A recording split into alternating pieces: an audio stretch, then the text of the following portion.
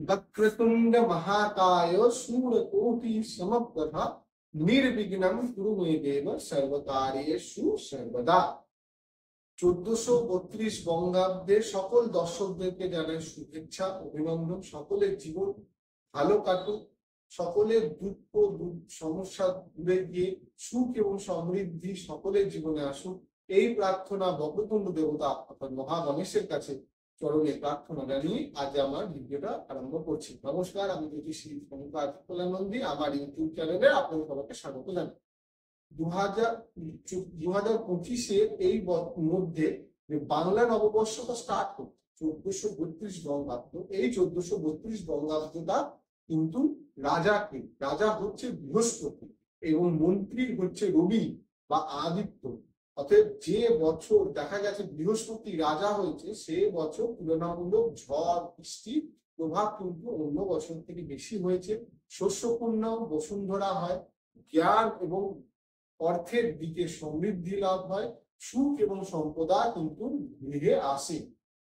আর রবি মন্ত্রী হলে কি বলছে? রবি মন্ত্রী হলে রোগ ভোগ এবং জ্বালা যন্ত্রণা বৃদ্ধি পায় এবং আকস্মিক বিপদ অশান্তি হট্টগোল কিন্তু এবছর বাড়বে। এবার 2025-এর যে গ্রহ গোচর তার সাথে যুক্ত হচ্ছে এই 1432 বঙ্গাব্দের গ্রহ গোচর গুলো জড়িত হয়ে কি ফল জেনারেট করছে সেই নিয়ে আলোচনা আমরা করতে চলেছি। কালপুরুষের প্রথম রাশি মেষ রাশি। এই মেষ রাশির ওপর এই বছর বছরটি কেমন যাবে? প্রথম কথা বলে রাখি, মেষ রাশি জাতকদের এই বছর কিন্তু অলরেডি তাদের 7.5 স্টার্ট হয়ে গেছে। 7.5 যখন শনি গ্রহ দেবতা যখনই মীন রাশিতে প্রবেশ করেছে, তাদের কিন্তু 7.5 প্রথম চরণ আরম্ভ হয়ে গেছে এবং এটা আগামী 7.5 বছর অবধি তাদের থাকবে। কম বেশি শনি তাদের জীবনে এফেক্ট দেবে। যাদের শুভ পজিশনে রয়েছে তাদের শনি কিন্তু কোনোভাবে পীড়িত হবে না, জীবনে উন্নতি সমৃদ্ধি বৈভব আসবে। যাদের শনি কোনো কারণে জন্মছকে পীড়িত, তাদের কিন্তু জন্মছকে পীড়িত শনি থাকলে জীবনে সমস্যার সম্মুখীন হতে পারে। মেষ রাশি জাতকদের 2025-এর সাথে সাথে এই 1432 বঙ্গাব্দটাও কিন্তু সমস্যা বহুল যাবে। বিভিন্ন ধরনের মানসিক চিন্তা, আকস্মিক চিন্তা, ডিপ্রেশন তাদেরকে সম্মুখীন হতে পারে। শত্রুতা কিন্তু বাড়বে। রাতের বেলা ঘুম কিন্তু আসতে চাইবে না। বিভিন্ন ধরনের রোগ, পুরনো কোনো রোগ থাকলে সেটা আবার এবছর মাথাচাড়া দিতে পারে। ব্যবসার ক্ষেত্রে সমস্যা দিতে পারে। চাকরির জন্য উন্নতিতে বাধা দিতে পারে। চাকরিতে উন্নতিতে বাধা দেবে, সঙ্গে শত্রুতা দেবে। চাকরি চলে যাওয়ারও সম্ভাবনা কিন্তু এই বঙ্গাব্দে থাকছে। তাছাড়াও যারা ব্যবসা করছেন, নতুন বিনিয়োগ এই মুহূর্তে করবেন না। বছরের শেষের দিকে গিয়ে বিনিয়োগ করলে বছরটা কিন্তু সুবিধা হবে। যতদিন না পর্যন্ত বৃহস্পতি গোচর করে বৃষ থেকে যাচ্ছে, ততদিন পর্যন্ত কিন্তু এই সময় ভালো যাবে না।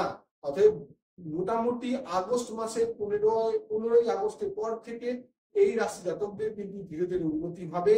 বিয়ে যারা চেষ্টা করছেন, 15ই আগস্টের পর বিয়ের জন্য শুভ। নতুন যানবাহন ক্রয় করার জন্য 15 আগস্টের পর শুভ।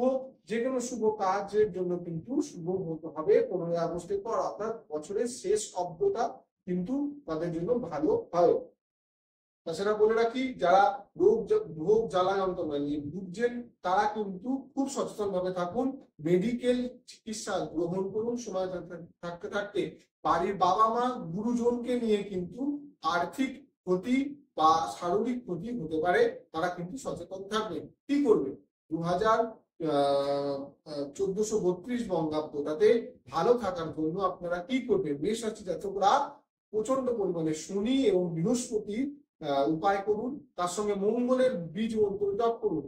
মঙ্গলের বীজ মন্ত্র কি?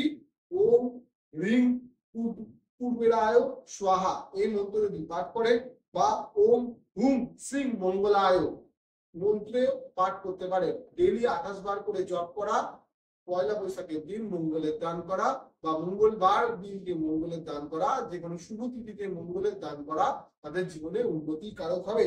তাছাড়া বৃহস্পতির জন্য আপনারা কি করবেন?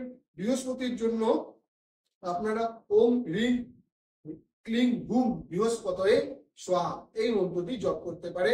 তাছাড়া বৃহস্পতি গ্রহের যে দ্রব্য আছে তা দান করতে পারেন। ঘিয়ের প্রদীপ আপনারা কোনো মন্দিরে গিয়ে জ্বালাতে পারেন, ও কোনো ব্রাহ্মণকে চাল এবং ডাল আপনারা দান করতে পারেন।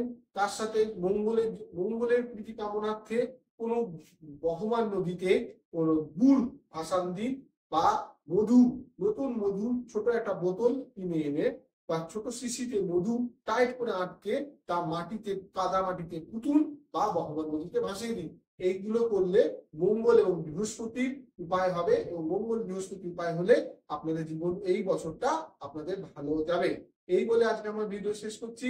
আপনাদের যদি ভিডিও ভালো লাগে লাইক, কমেন্ট এবং শেয়ার করুন। হরি ওম, নমস্তে।